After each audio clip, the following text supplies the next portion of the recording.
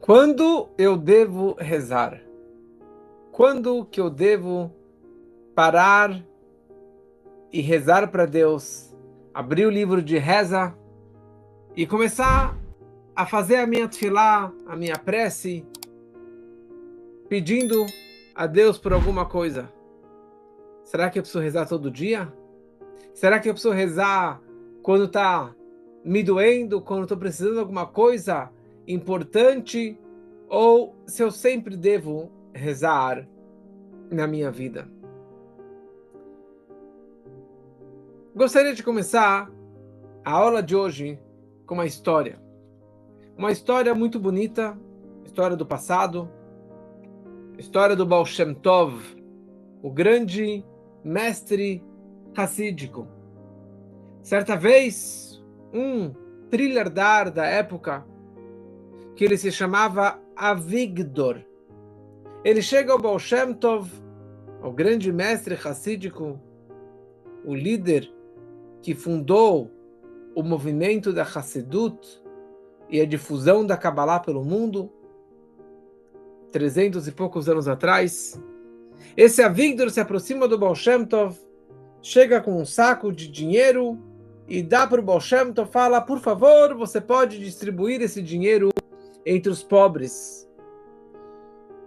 E o Baal Shem Tov viu que na frente dele tinha um ricão, extremamente orgulhoso, extremamente satisfeito de tudo aquilo que viu na sua vida, mas sem nenhuma gota de humildade e de submissão a Deus e de fé em Deus. Então o Baal Shem Tov vira para ele e fala: Avigdor, como que eu poderia te abençoar? O que eu poderia te dar em troca por toda essa sua generosidade, essa sua doação? Avigdor, orgulhoso, vira para o Baal Shem Tov e fala: nada, obrigado, mestre. Eu sou muito rico, eu tenho tudo aquilo que eu preciso. Eu tive muito sucesso na minha vida e eu construí toda essa minha fortuna. Palácios, mansões, empregados, tesouros e tesouros de ouro e prata, vários e vários lotes de terra, vários objetos e vários animais, e gado e rebanho. Eu tenho tudo e muito além daquilo que eu preciso. Então, não preciso de brachá. Fala o Baal Shem Tov, talvez você queira uma bênção, assim, provocando ele para que pedisse por uma bênção. E ele falou: realmente não tem necessidade de brachot, de bênçãos. Eu tenho uma grande família, eu tenho meu prazer, eu realmente não me falta nada, não preciso de bênção nenhuma, mestre. O Baal Shem Tov teve muita compaixão com este homem, principalmente pessoas ricas e orgulhosas como ele. E o Baal Shem Tov era uma pessoa muito humilde, e ele sempre dava para todos com humildade, com uma submissão. E ele gostava principalmente das pessoas humildes e das pessoas simples, que sabiam pedir a Deus, agradecer a Deus com toda a sua sinceridade e simplicidade. E aqui ele vê esse Avigdor com todo o seu autoestima, com todo o seu orgulho, e o Baal Shem Tov, ele estava muito com muita pena dele. E ele imaginava, talvez sabia, que a roda poderia girar e ele poderia perder tudo aquilo que ele tinha por causa do seu orgulho. Então o Baal Shem Tov vira para ele pela última vez e fala: olha, se eu não tenho como te ajudar, talvez você tenha como me ajudar. Você pode me fazer um favor? Quando você for para a tua cidade de Brody, lá na Ucrânia, então dê este envelope, essa carta, para o líder, o presidente do Vad Gemilut Chesed, do grupo de fazer Gemilut Chassadim, atos de bondade da tua cidade de Brod. O Avigdor morava em Brod, então Ele não tinha como recusar um pedido desse tão simples, só entregar um envelope. O Baal Shem Tov escreveu a carta, colocou no envelope e colocou lá o nome do o nome da pessoa que precisava ser entregue. Então, o Avigdor pegou a carta, colocou no seu bolso e foi embora. Ele tinha uma cabeça tão ocupada com tantos negócios e investimentos e funcionários e gado e rebanho que ele mal saiu da cidade de Mezebush do Baal Shem Tov, que ele já esqueceu do Baal Shem Tov, esqueceu da conversa, esqueceu do pedido e esqueceu daquele envelope. Os anos passam e 16 anos se passaram desse encontro do Baal Shem Tov com esse Avigdor. E a roda gigante da vida virou de cima para baixo, e todo aquele sucesso e fortuna, e gado, e rebanho, ouro, prata, terrenos, mansões, tudo aquilo ele foi perdendo um por um, até que ele entrou na miséria total. Ele perdeu tudo porque precisava pagar tantas e tantas contas e dívidas, e ele acabou realmente virando um pobre coitado. E agora ele não tinha mais onde morar, não tinha mais comida para sua família, e ele estava sofrendo muito por tudo isso. Porque um pobre que nasceu pobre, sempre foi pobre, humilde, ele está acostumado com essa pobreza, passar fome. Mas uma pessoa trilhardar, tão orgulhosa como ele, a dificuldade da pobreza é muito maior. E assim ele vendeu tudo. Tudo que ele tinha. Suas casas, não tinha onde morar, não tinha o que comer. E um certo dia, ele estava mexendo nos seus casacos velhos. Ele estava tentando vender um botão de ouro, tentando alguma coisa para ganhar mais um dinheirinho, para conseguir comprar comida para sua família. E ele dá de cara com aquele casaco que ele usou 16 anos antes, naquele seu encontro com o Baal Shem Tov. E ele estava mexendo nos bolsos, tá vendo, talvez tinha lá dentro ainda algum dinheirinho, e de repente ele encontra aquele envelope que o Baal Shem Tov deu para ele. E naquele momento voltou o filme de todo aquele seu encontro que ele teve com o Baal Shem Tov, a arrogância, o seu orgulho, a sua ousadia, da forma que ele respondeu para o Baal Shem Tov, que ele não precisava de nada. E naquele momento, ele começa a chorar, e chorar, e chorar, e nem a brachá do Baal Shem Tov, nem a bênção do Baal Shem Tov ele tinha consigo, nada, ele perdeu tudo. E nem o pedido do Baal Shem Tov de entregar um simples envelope, ele conseguiu cumprir essa sua missão. E ele, envergonhado, com lágrimas no rosto, ele sai de casa em busca do presidente da associação de benevolência, de bondade, de Gemilut Chesed, da sua cidade de Brod. E ali estava o nome. No envelope estava escrito lá, Reb Tzadok. O nome do rabino era Tzadok. Ele sai na rua, encontra um colega, e ele fala, será que você conhece o Reb Tzadok? Falou, sim, eu estou procurando ele com urgência. Ele falou, sim, ele está lá na sinagoga.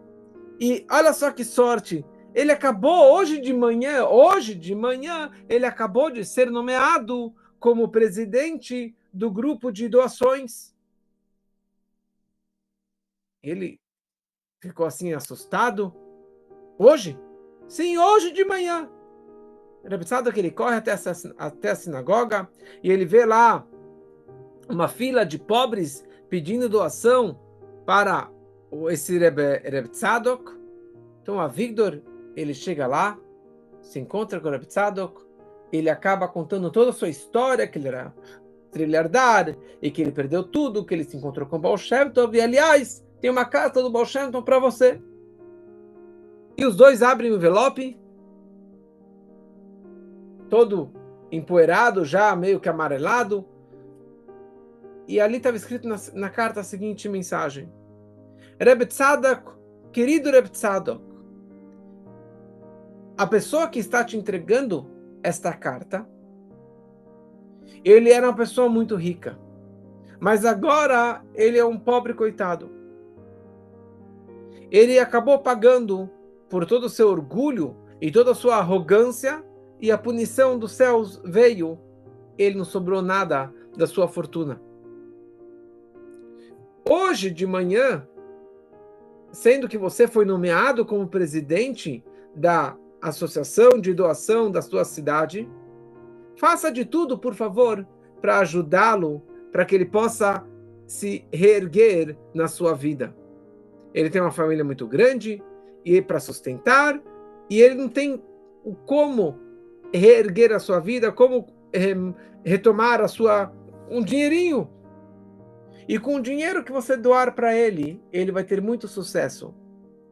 Mas dessa vez, ele vai ter muito mais sucesso do que no passado. Porque agora ele vai fazer com muita humildade todo esse seu dinheiro. E se você tiver alguma dúvida, continua o Baal Shem Tov escrevendo naquela carta. Alguma dúvida que isso é verídico, e sou eu que estou escrevendo essa carta, o sinal é o seguinte: a tua mulher está grávida e está prestes a dar luz. E eu te aviso que ainda hoje ela vai dar a luz ao menino para que venha com Mazal Tov. E os dois assim estavam boquiabertos, e mal acabaram de ler a carta, alguém entra correndo na sinagoga e fala para ele: Reb Tzadok, Mazal Tov, parabéns, a tua mulher acabou de ter um menino, Mazal Tov. O Reb Tzadok seguiu a orientação do Baal Shem Tov meticulosamente, deu para ele muito dinheiro para que ele começasse um novo negócio, e ele realmente investiu aquele dinheiro e usou, e cresceu e ficou uma pessoa muito, muito rica. Só que agora, com todo esse dinheiro, ele criou fundos de ajuda comunitária, e ele ajudava muitos pobres, mas o tempo todo ele se comportava com humildade para poder ajudar as outras pessoas. Essa é uma história do Baal Shem Tov que nos ajuda a entrarmos no tema da aula de hoje. A aula de hoje é sobre o assunto a reza. Quando eu devo rezar? Quando que eu devo pedir para Deus? Qual foi o erro desse Avigdor, que ele não pediu para Deus, que ele não pediu uma brachá, uma bênção do Baal Shem Tov, nunca virou para Deus pedindo saúde, alegrias, porque ele tinha tudo? Será que eu preciso rezar para Deus só quando estou na desgraça, na miséria, doente, sem casamento, sem filhos, com problemas na vida? Ou será que eu tenho que rezar diariamente para Deus? E isso nós vemos na nossa paraxá, na paraxá de Ekev. Quando que a Torá, na nossa paraxá, descreve o segundo parágrafo do Shema Israel. Semana passada, nós lemos o Shema Israel, Adonai Eloheinu, Adonai Echad, e a continuação do Shema Israel. E hoje nós lemos o segundo parágrafo do Shema Israel, que é o Ve'hayim Shamot Tishmeu El Mitzvotai, e será quando vocês escutarem as minhas mitzvot, os meus preceitos, e Deus vai trazer todas as brachot, tudo que você precisa para a sua vida. E ali a Torá descreve a ideia de amar a Deus e servi-lo com toda a sua alma e com todo o teu espírito. Leovdo, servir a Deus, trabalhar para Deus. O que seria, na verdade, essa palavra de servir a Deus? Avodá. Avodá Shebelev, serviço do coração. Fala o Maimônides, Leahavá, Avodá Shebelev, servir a Deus significa fazer tefilá, fazer reza, prece ou oração.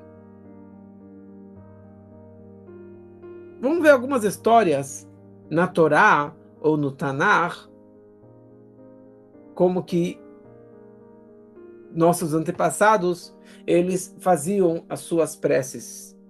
A história conhecidíssima da Rebeca, da Rivka, que ela era estéril durante muitos anos, não tinha filhos, 20 anos ela não tinha filho com o Isaac, com Yitzhak. E a Torá descreve que ela rezou para Deus. Vayetar Yitzhak Lashem lenochach ishto. O Yitzhak, ele rezou pela Rebeca, que ela era estéril, e Deus atendeu e deu para eles um filho que seria os dois filhos, que seriam o Yaakov e o Esav, Jacó e o Esaú. Essa é uma primeira história. Uma segunda história, agora com os dois irmãos, Esav e Yaakov, quando que o Esav queria matar o Yaakov. E depois de muitos anos, o Yaakov, ele voltando para Israel, o seu irmão, o seu grande inimigo, Esav, ele vem com 400 homens para atacar o Yaakov. Yaakov, ele ficou com medo. E o Yaakov, ele vira para Deus, ele fala: Eloquei Avi Abraham, Deus do meu pai Abraham e do meu pai Yitzhak, Deus que me ordenou que eu voltasse, por favor, Hatzileini na, me salve, me proteja da mão do meu irmão, do Esaú, porque eu tenho medo dele, talvez ele vai vir me matar com toda a minha família.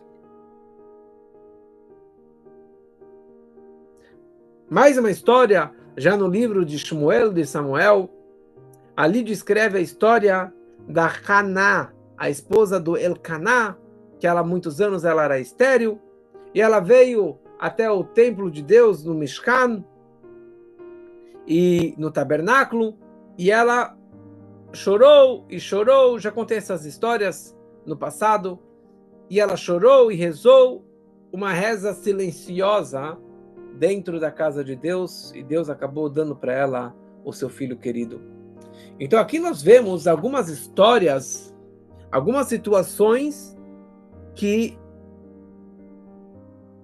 eles precisavam de alguma bênção, de alguma coisa em especial, algum filho, ou vencer da guerra, e eles rezaram para Deus e Deus atendeu as suas preces. Isso é a história. Como que é a lei na prática? Como que é a halakha? Se abrimos o Código de Leis, ali está escrito claramente, o Maimônides descreve que mitzvat aseh leitpalel bechol yom, nós temos um preceito da Torá de rezar diariamente. Diariamente. É interessante, porque as histórias que lemos antes, a história do Yitzhak, a história dos dois irmãos, a história da Hannah, eles não rezavam diariamente, eles rezavam no momento de apuro, no momento de dificuldade de engravidar, o momento de uma guerra. Então, da onde que você aprendeu essa mitzvah, esse preceito, Maimônides, que nós temos a obrigação de rezar diariamente? Aliás, um contemporâneo do Rambam, do Maimônides, ele diz, o Ramban, o Moshe ben Nachman, o Nachmanides, ele fala que não existe uma mitzvah da Torá de rezar diariamente. Só tem uma obrigação da Torá de rezarmos no momento que precisamos de alguma coisa. Eu preciso de comida, eu rezo para Deus. Isso que é o preceito que a Torá está nos ensinando. Eu preciso de dinheiro, eu preciso de saúde, etc. Mas dos sábios, você pode rezar todo dia, você deve rezar todo dia. Mas pela Torá, que tem um peso muito maior, não tem nenhuma obrigação de você rezar diariamente. Então a grande pergunta é, da onde que realmente o Maimônides, ele traz essa orientação que temos a obrigação de rezarmos diariamente?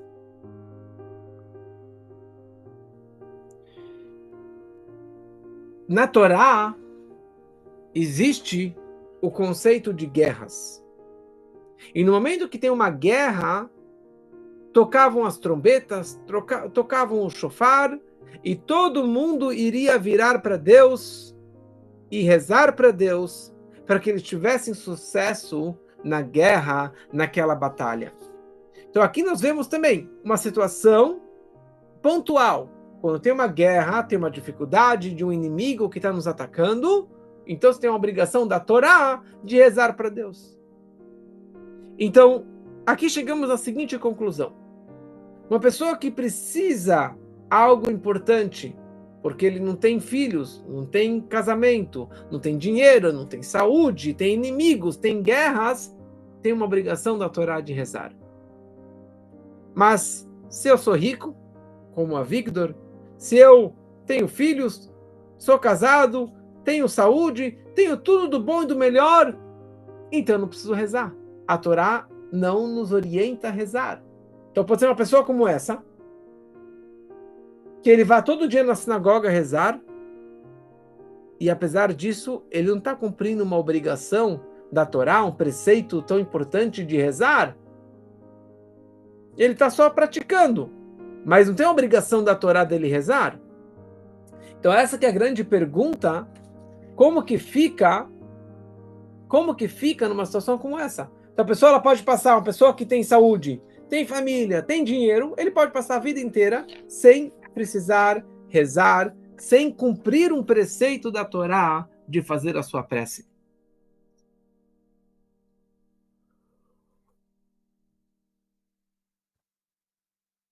Vem o Rebbe e nos ensina a seguinte mensagem, a seguinte orientação. Que essa que é a grande novidade do estudo da Hassidut, da parte mística da Torá, que nos ensina o que é a reza, qual é o valor e a importância da reza e de cada parte da reza matinal. Quando a pessoa ela começa a meditar um pouquinho na sua situação, ela começa a entender que, na verdade, ele não é perfeito, a situação dele não é perfeita, a situação do mundo não é o melhor dos mundos, e ele não vai se aguentar. Ele vai acabar derretendo o seu ego, o seu orgulho.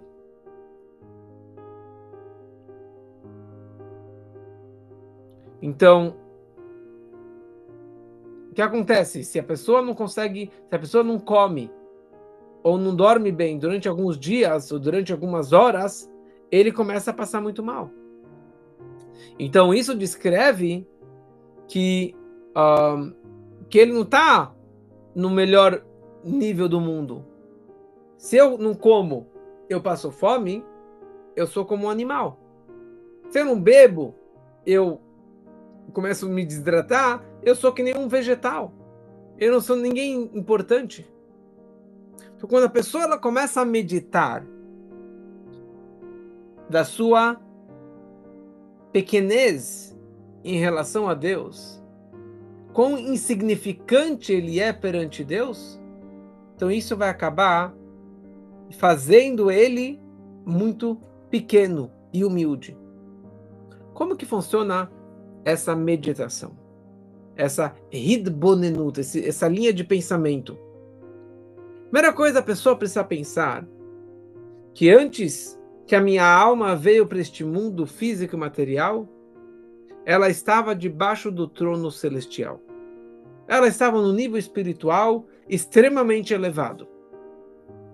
E agora, quando ela está dentro desse corpo, dessa minha carcaça, deste mundo físico, material, perverso, mentiroso, que nega a presença divina, então a minha alma hoje está extremamente distante e afastada do Criador. E mais ainda, quem apita a minha vida, o meu pensamento, os meus valores, é o meu mau instinto, é o meu Yetzer Hará. E eu sei claramente tudo aquilo que eu falei, tudo aquilo que eu me perverti, tudo aquilo que eu aprontei na minha vida, e quando acabar a minha vida, neste mundo físico, minha alma não vai voltar lá para cima tão pura e elevada e espiritual da forma que ela era antes que ela desceu para esse mundo. Então, para e pensa um pouquinho nesse nível, nesses pontos que falamos agora. Então, depois que você já começa a contemplar essas ideias, então você já começa a entender que alguma coisa está me faltando. Da mesma forma como um pobre, ele chora de fome pela pobreza, pelas dificuldades que ele passou na sua vida, que ele está passando, que ele não tem comida, que ele não tem dinheiro, que ele não tem roupa, que ele não tem casa, e a situação física dele deixa ele quebrado. Por isso que a gente fala sobre pobre, falamos também pessoas humildes. Ah, mas quem diz que ele é humilde? Ele pode ser pobre, ele pode ser orgulhoso. Normalmente um pobre é uma pessoa mais humilde também. Porque já que ele não tem nada, ele sabe que ele depende dos outros. Então isso faz dele uma pessoa muito humilde. Então quando a pessoa ela começa a meditar que ela realmente não tem nada, tudo aquilo que eu tenho vem de Deus. E eu não sou o Todo-Poderoso. E eu sou uma pessoa realmente... Eu não sou a maior tzadik, a pessoa mais elevada espiritualmente. Então, baseado nesse sentimento, eu abro o meu Sidur, meu livro de rezas, e eu começo a rezar para Deus. Então, eu estou rezando com uma mitzvah da Torá, como um preceito tão importante da Torá, por uma obrigação. Porque, como falamos antes, uma pessoa que reza porque ele tem essa necessidade por aquilo que ele está pedindo, a sua reza é uma ordem da Torá, é um preceito da Torá extremamente importante, e não somente uma orientação dos nossos sábios. Então, quando a pessoa ela entende e ela sente, após essa meditação, o quão pequeno ela é, e que tudo que eu tenho não me pertence, nem minha alma me pertence, nem meu dinheiro me pertence, minha vida não me pertence, tudo pertence a Deus. Então você, quando você for pedir saúde, dinheiro, dia, casamento, filhos, tudo que você precisa, você vai estar pedindo de coração e com humildade, e consequentemente você vai estar cumprindo um preceito da Torá. Então, não somente que a pessoa ela tem a mitzvah minatorá, o preceito da Torá de rezar por aquilo que lhe falta, mas a pessoa também tem a obrigação de rezar para Deus numa hora de guerra. Mas que guerra? Não tenho guerra, tá? Tá tendo guerra em Israel, mas que guerra que eu tenho na minha vida? E quando que não tem guerra no mundo? Mas diariamente nós temos uma guerra, uma batalha interna entre o meu Yetzer Tov e o meu Yetzer Hara. Meu bom instinto e o meu mau instinto. O meu diabinho e o meu anjinho. O meu instinto negativo que me leva, que me puxa para pecar. E o meu bom instinto que me leva para ajudar o próximo. Rezar, pensar bem, rezar para Deus, fazer o bem pelo mundo. Essa é uma batalha que eu tenho diariamente. Eternamente nós temos essa batalha entre o bem e o mal. Então aqui nós vemos que nós temos sim uma batalha interna diariamente. E a Torá nos ordena que quando tem uma batalha, tem uma guerra, você tem uma obrigação de rezar e pedir para Deus.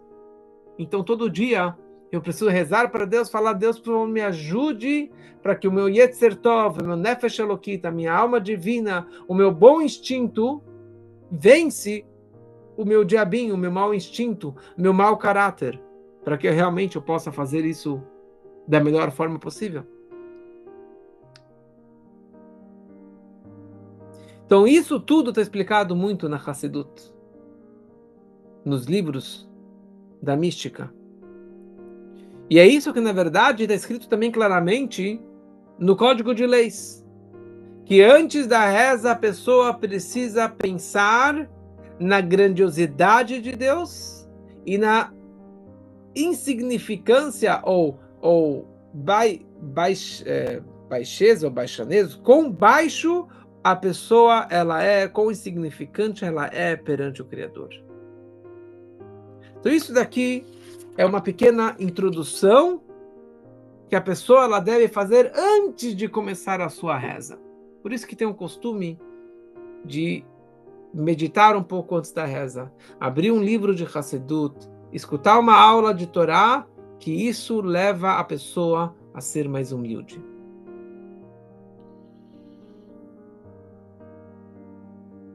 Para quem tem o Sidur, o livro de rezas, na prece matinal, no Shacharit, nós temos algumas partes dessa reza. E cada parte significa um outro degrau na escadaria da nossa reza. A nossa reza, ela pode ser dividida praticamente em 4 etapas, em 4 partes. As bênçãos matinais, até o Baruch Shamar, o Baruch Shamar até o Ishtabach, que tem ali vários salmos, as bênçãos que antecedem o Shema Israel, as bênçãos do Shema Israel com o Shema Israel dentro dessa parte, e por último, a Amidah, o Shemona Esrei, a reza silenciosa, as 18 bênçãos silenciosas. 4 partes da nossa reza. Então, pela mística, essas 4 etapas das nossas rezas estão relacionadas com os 4 mundos espirituais. Existem 4 mundos espirituais. Olam Asiyah, o mundo da ação, que é o nosso mundo físico. Olam Yetzirah, o mundo da formação. O mundo de Briá, da criação. E o mais elevado, Olam Atzilut, o mundo exaltado, que é o mundo mais próximo de Deus, como que já foi explicado isso nas aulas do GPS para a alma. Algumas versões de Sidur, de livro de reza, até consta que agora estamos entrando no mundo de Asiyah, no mundo de Yetzirah, no mundo de Briá, no mundo de Atzilut e assim por diante. E está explicado muito nos livros da Hassedut sobre essas 4 etapas e 4 níveis de meditação que nós precisamos ter durante a nossa reza. A primeira etapa é quando começamos as bênçãos matinais, Modeh ani lefanecha, agradeço a Deus por ter devolvido a minha alma, por ter orifícios, agradeço a Deus pelo galo que cucuricou de manhã, o fato que eu posso andar, o fato que eu posso caminhar, o fato que eu posso abrir meus olhos, e assim por diante, todas aquelas bênçãos e agradecimentos a Deus do dia a dia. Que isso está ligado com o mundo da ação, com o mundo de Asiyah. Então essa submissão, Modeh ani, esse reconhecimento e agradecimento e submissão perante Deus, isso é o início do meu dia. O meu primeiro passo, o primeiro andar, degrau que eu devo dar na minha manhã, é essa submissão e agradecimento a Deus. Para que eu possa me aproximar do Criador e começar uma conversa, primeira coisa, eu preciso me conscientizar, lifnei mi atalmet, perante quem você está parado, perante quem você está se apresentando. Essa submissão e anulação perante Deus, antes de eu começar a meditar na sua grandiosidade. That's number 1, o primeiro passo que eu preciso ter aqui. Como um aluno, quando ele entra na classe, a primeira coisa ele tem que saber que quem manda na classe é o professor.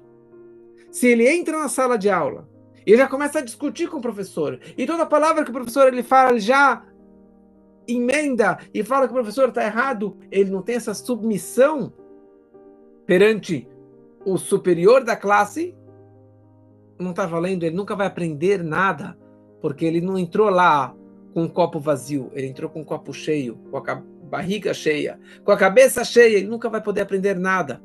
O primeiro passo é saber acreditar em Deus e ter essa submissão máxima e humildade perante Deus. Segundo passo da reza, segundo andar, segundo mundo, começa do Baruch She'amar, na versão do nosso Sidur, da página 30 até a página 42, até o Ishtabach. Ali começamos o segundo mundo, que é o mundo da formação, o mundo de Yetzirah. Que ali já descreve os vários salmos do 145 até o 150, que fala sobre a natureza, os milagres da natureza, os detalhes da natureza, da formação da criação de Deus. Baruch She'amar ve'haya olam, abençoado aquele que falou e o mundo surgiu. O pássaro que piou, a vaca que mugiu, e o vento, e a criança, e o velho, e a moça, e todos estão louvando e agradecendo a Deus. Então, quando a pessoa ela lê isso tudo, sem pular, meditando nas palavras que ele está balbuciando, então isso, na verdade, deve despertar na pessoa um sentimento, uma empolgação das maravilhas da criação, porque a criação e a natureza é Deus. Como já falamos, que a natureza é uma ocultação de Deus, é Deus escondido na natureza. Hateva, que é a natureza em hebraico, é o valor numérico do nome Elohim, que vale também 86. Depois chegamos no terceiro andar, no terceiro degrau, no terceiro mundo, o mundo de Briá. Esse mundo, essa parte da reza já descreve não sobre a natureza, mas fala sobre os anjos, todos os tipos de anjos, como que eles têm um bitulo, uma submissão e anulação total perante Deus. Como que todos os vários níveis de anjos rezam para Deus diariamente e se curvam perante Deus e gritam, enaltecendo a grandiosidade e o poder máximo de Deus. É como se você estivesse entrando no palácio e vendo todos os súditos e ministros e empregados dentro do palácio se curvando perante Deus, perante o rei.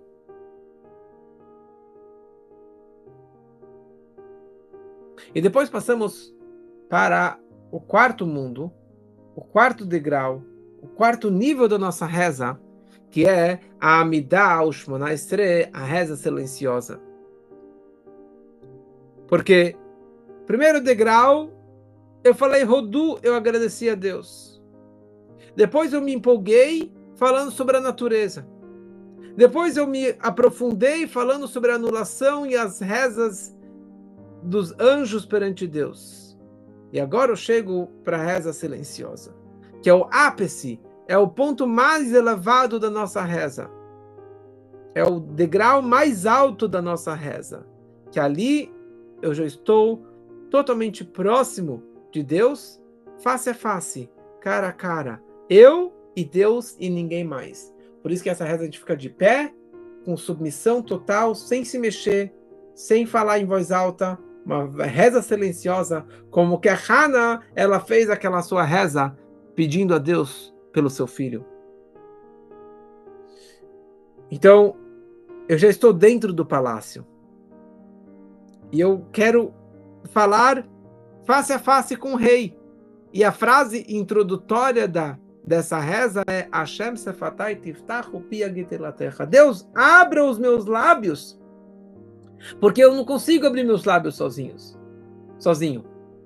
Eu preciso que o Senhor abra meus lábios para que eu possa falar os teus louvores. Então até agora eu rezei durante muito tempo e falei sozinho.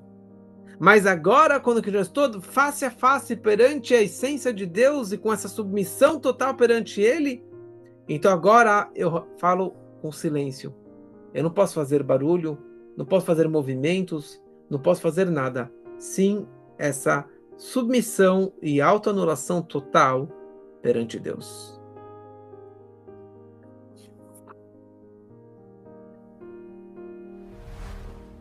Como a história de um grande discípulo do Alter Rebbe, Reb Yitzhak Eisel Epstein, que ele